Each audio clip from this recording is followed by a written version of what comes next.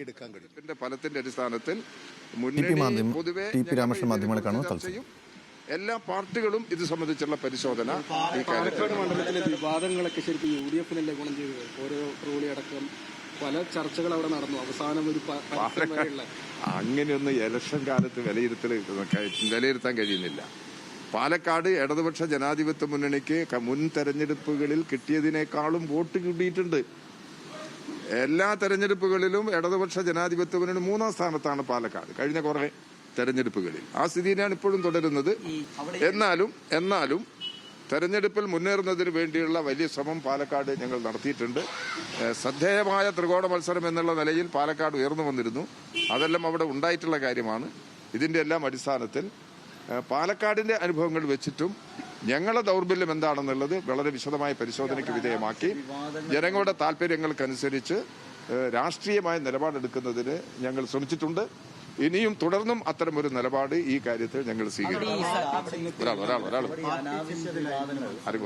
അനാവശ്യ വിവാദങ്ങൾ വന്നു NN കൃഷ്ണദാസൻ അവിടെ ആ സമയത്ത് പ്രചരണ ഘട്ടത്തിൽ തന്നെ പറഞ്ഞു അതിലേക്കല്ല പോകേണ്ടത്. അത്തരമൊരു അനാവശ്യ വിവാദങ്ങൾ അവിടെ വന്നതാണോ? എല്ലാം നമുക്ക് പരിശോധിക്കാമല്ലോ. അങ്ങനെ എന്തെങ്കിലും ഞങ്ങളതിൽ ഏത് ശരി ഏത് തെറ്റ് എന്നുള്ളത് ഏകപക്ഷീയമായിട്ട് ഇപ്പോൾ പറയാൻ തയ്യാറാവുന്നില്ല. പാലക്കാട് മണ്ഡലത്തിലെ തെരഞ്ഞെടുപ്പിന്റെ എല്ലാ വശങ്ങളും ഞങ്ങൾ വിശദമായിട്ട് പരിശോധിക്കും. മുന്നേറ്റം ഉണ്ടാക്കാൻ കഴിഞ്ഞിട്ടുണ്ടെങ്കിലും അവിടുത്തെ സ്ഥിതിഗതികൾ വെച്ചുകൊണ്ടുള്ള പരിശോധന ഞങ്ങൾ നടത്തും എന്നുള്ളതാണുള്ളത്. ജയിക്കാൻ തന്നെയാണല്ലോ തെരഞ്ഞെടുപ്പിൽ മത്സരിക്കുകയും പ്രവർത്തിക്കുകയും ചെയ്യുന്നത്. അതിനനുസരിച്ചുള്ള ഇടപെടൽ അവിടെ നടത്തിയിട്ടുണ്ട്. അല്ല അതിൽ ഞങ്ങൾക്ക് അഭിപ്രായ വ്യത്യാസമില്ല. ഇടതുപക്ഷ ജനാധിപത്യ മുന്നണി സ്ഥാനാർത്ഥിയായി CPIM തീരുമാനിച്ചത് സരിനെയാണ്. സരിനന്റെ സ്ഥാനാർത്ഥി തീരുമാനം ശരിയാണ് എന്നുള്ളതാണ് പാർട്ടിയുടെ നിലപാട്. അതിൽ CPIക്ക് എന്തെങ്കിലും അതൃപ്തി ഉണ്ടായിരുന്നു? ഞങ്ങളുടെ ശ്രദ്ധയിലില്ല. ബിനോയ് വിശ്വം പറയുന്നത് ഒരു ദിവസം കൊണ്ട് ഞങ്ങളുടെ ശ്രദ്ധയിലില്ല. അങ്ങനെ ഒരു അതൃപ്തി CPI വ്യക്തമാക്കിയിരുന്നു?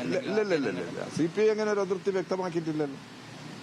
അവർക്ക് അഭിപ്രായം കണ്ടെങ്കിൽ അവർക്ക് പറയാം. ഞങ്ങൾക്ക് അഭിപ്രായം ഉണ്ടെങ്കിൽ ഞങ്ങൾക്കും പറയാം.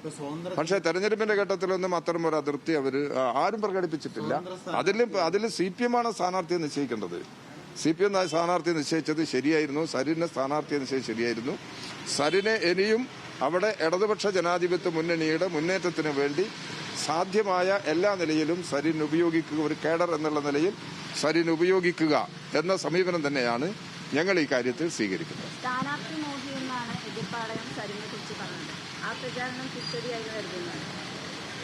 ഇല്ല അത് ഞങ്ങളുടെ അഭിപ്രായത്തിലില്ല. ഞങ്ങളുടെ അഭിപ്രായത്തിൽ ശരിയാണ് എന്നുള്ള നിലപാടാണുള്ളത്. അദ്ദേഹത്തെ രാഷ്ട്രീയ രംഗത്ത് തുടർന്നും ഉപയോഗിക്കത്തക്ക നിലയിലുള്ള സമീപനമാണ് ഈ പ്രശ്നത്തിൽ ഞങ്ങൾ തുടർന്നും സ്വീകരിക്കാൻ പോകുന്നത്. ഞാൻ നിങ്ങളൊന്നും ചോദിക്കത്തുന്ന ഞാനിങ്ങനെ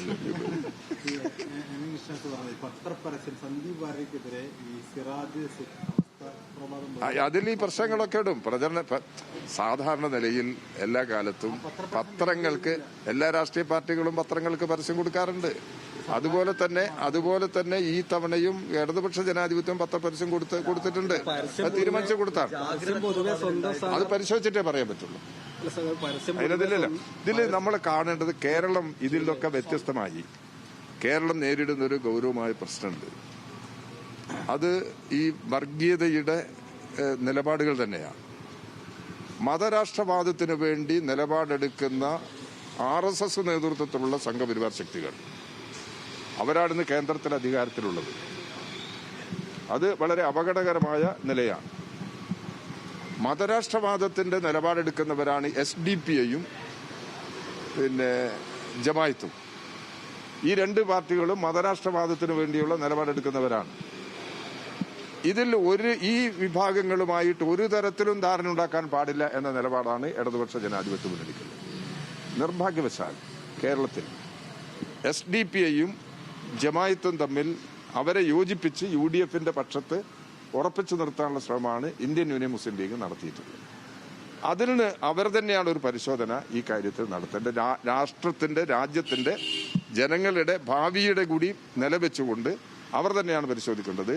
ഈ കൂട്ടുകെട്ട് ശരിയല്ല എന്ന നിലപാട് ഞങ്ങൾ സ്വീകരിച്ചിട്ടുണ്ട്. ആ കൂട്ടുകെട്ടിന്റെയും കൂടി ഫലമാണ് ഈ പാലക്കാട്ടെ ഈ വിജയം എന്നുള്ളത്. അതും ഒരു ഘടകമാണ് എന്നുള്ളതാണ് ഞങ്ങൾ വ്യക്തമാക്കിയിട്ടുള്ള കാര്യം. സ്വതന്ത്ര പരീക്ഷണം നല്ലതായിരുന്നു പറഞ്ഞു. സ്വാഭാവികമായിട്ടും അങ്ങനെ സ്വതന്ത്ര സ്ഥാനാർത്ഥികൾ ചിഹ്നം കൊടുക്കാറുള്ളത്. ആ ചിഹ്നം കൊടുക്കാതിരുന്നത് സ്വതന്ത്ര ചിഹ്നമല്ലേ കിട്ടിയത്? സാധാരണ നിലയിൽ പാർട്ടിയല്ല ചിഹ്നം തീരുമാനിക്കാതെ, ഇലക്ഷൻ കമ്മീഷനാണ് തീരുമാനിക്കുന്നത്. അല്ല, CPM-ന്റെ തീരുമാനം സ്വന്തം സ്ഥാനാർത്ഥിയെ കൊടുത്തിട്ടുണ്ട്.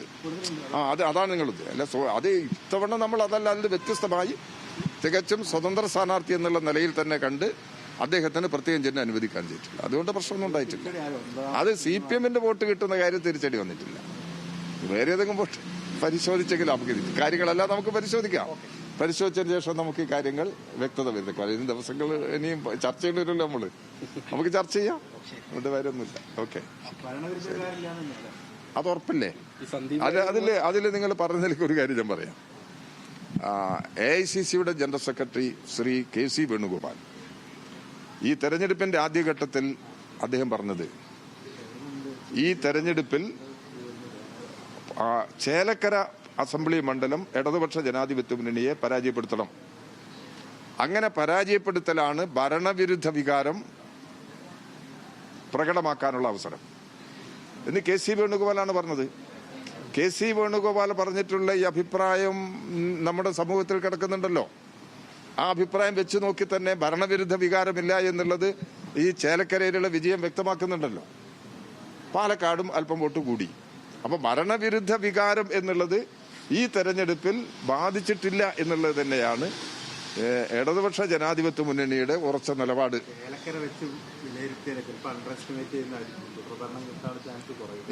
അതൊന്നും നോക്കണ്ട, നമുക്ക് ഭാവിയിൽ നോക്കാം. ഭാവിയിൽ നോക്കാതെ അത് ഭാവിയിൽ നമുക്ക് നോക്കാം. തുടർ ഭരണം കിട്ടുമോ എന്നായി. തുടർ ഭരണം ഞാൻ ചോദിക്കട്ടെ, കേരളത്തിന്റെ ചരിത്രത്തിൽ എപ്പോഴെങ്കിലും തുടർ ഭരണം കിട്ടിയിരുന്നു? ഈ കഴിഞ്ഞ തെരഞ്ഞെടുപ്പിൽ 2021 തെരഞ്ഞെടുപ്പിൽ മാത്രമല്ലേ തുടർ ഭരണം കിട്ടിയിട്ടുള്ളത്.